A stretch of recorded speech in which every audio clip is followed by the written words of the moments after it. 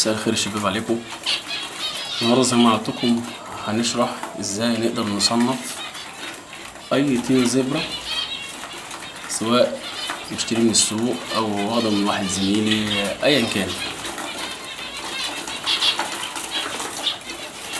نبدأ الاول في خط الاورنجات. دي معانا مثلا انثى نتاية،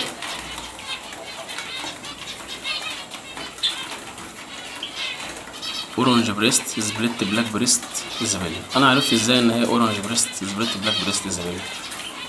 طبعا الايزابيل هو لون الطائر نفسه وده واضح قدامنا كويس. ببدأ ابص على خط الدمعة،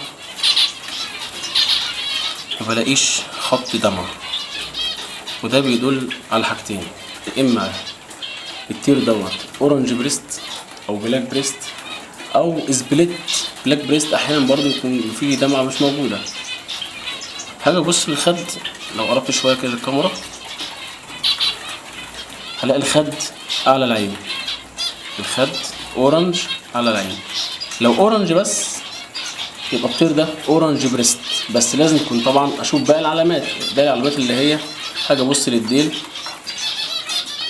الديل اورنج بالعرض، معنى ان هو اورنج بالعرض وعندي خد باللون الاورنج، وافتح الجناح من جوه كده هلاقي بعض الريش الاورنج في الجزئيه ديت زي ما انتم شايفين. يعني طبعا في الجناحين. يبقى الطير ده نتاية او انثى اورنج بريست سبليت بلاك بريست. سبليت بلاك بريست ليه؟ لان الخد هنا اعلى العين كويس، والديل طبعا بالعرض، ده بيدل ان هي اورنج بريست سبليت بلاك بريست. لو الديل ده بالطول اورنج هتبقى بلاك بريست اورنج بريست، ودي هنشوفها في الحلقه الثانيه ان شاء الله.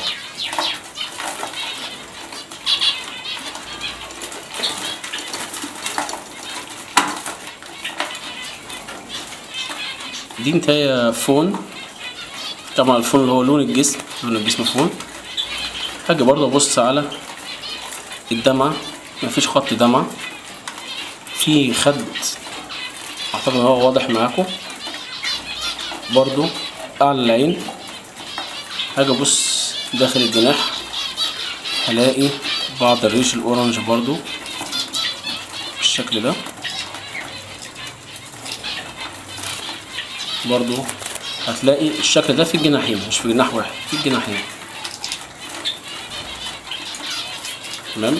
هاجي ابص للديل هلاقي الديل اورنج بالطول، اورنج زي ما انتم شايفين اهو، مش عرضي زي النتاية اللي فاتت، لا اورنج بالطول كويس. يبقى النتاية دي تصنيفها بلاك بريست، طبعا مواصفات البلاك بريست يعني هو مفيش دمعة وخد اعلى العين والديل بالطول، واورنج بريست لان الخد اورنج والديل بالطول اورنج، ولما فتحنا الجناح جوه طبعا الاورنج واضح وموجود. يبقى النتاية ديت هاف اورنج او بلاك بريست اورنج بريست. الفون ده لون الجسم كويس. هنبص على الحلقة الثالثة معانا. دي نتاية ايزابيل، هي يعتبر سبليت اورنج بريست لان فيها دمعة خفيفة جدا. لو ملاحظينها في دمعة خفيفة جدا جدا جدا. طبعا هو في خد اورنج اهو بس في دمعة خفيفة جدا. وهنبص للديل هنلاقي الديل العرضي باللون الاورنج برضو، بس برضو خفيف، ده بيدل على ان هي سبليت اورنج، نتاية سبليت اورنج كويس.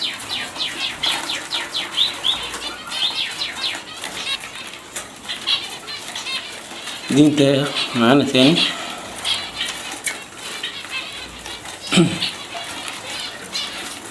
هي نتاية فون كريست بلاك بريست. انا مش شايف فيها، طبعا هي مش فرخة عشان كده انا مش تاكيد ان هي مش فيهاش سبليت باك بريست او اقصد سبليت اورنج بريست، بس مش واضح عليها سبليت اورنج بريست خالص. يعني خدها عادي، الدمعة طبعا مش موجودة، وده سبليت طبعا العلامات السبليت بلاك بريست او البلاك بريست. هاجي ابص للديل هتلاقي بلون الجسم، الديل رسمة الديل بلون الجسم اهو زي ما انتوا شايفين. هاجي ابص عشان اتاكد ان فيها سبريت اورنج او لا، وافتح تحت الجناح ما بلاقيش اي اورنج.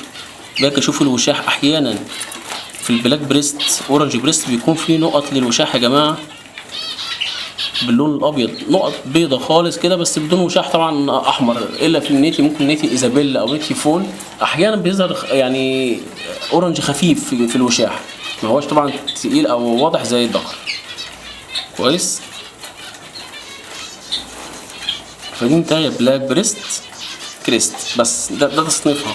ممكن تكون سبليت اورنج بس مش واضح فيها، انا مش شايف فيها سبليت اورنج، لكن ممكن من الانتاج الناتج بتاعها لو خدت مثلا ذكر فول اورنج او ذكر هاف اورنج هيبان من الناتج اذا كانت فيها اورنج او لا. دي انتايه تانية معانا برضو هي هاف اورنج، بس برضو نفس الطريقة الديل السايح اللي احنا بنقول عليه ديل سايح، ما هوش ديل مرسوم، لانها هي خدها جميل، خدها ظاهر كويس. وبرضو اعلى العين لو تلاحظ فوق اعلى العين بشوية كده هتلاقي شكل الاورنج ده ممتد لفوق العين زي ما احنا شايفين، طبعا من الجهتين برضو. وهنفتح الجناح من جوه هتلاقي فيه اورنج خفيف.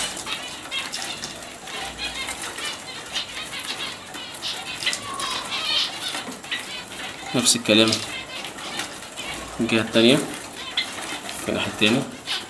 هتيجي تبص للديل هتلاقي الديل برضو سايح، لونه كله كريمي، ما فيهوش اي رسمه يعتبر، لا رسمه بلاك بريست ولا رسمه هاف اورنج ولا رسمه هاف اورنج، ولا هتلاقي الديل سايح. فالديل سايح دوت هي انتايه كده، هي انتايه بلاك بريست اورنج بريست، بس الاورنج بتاعها ضعيف، مش ما هوش قوي.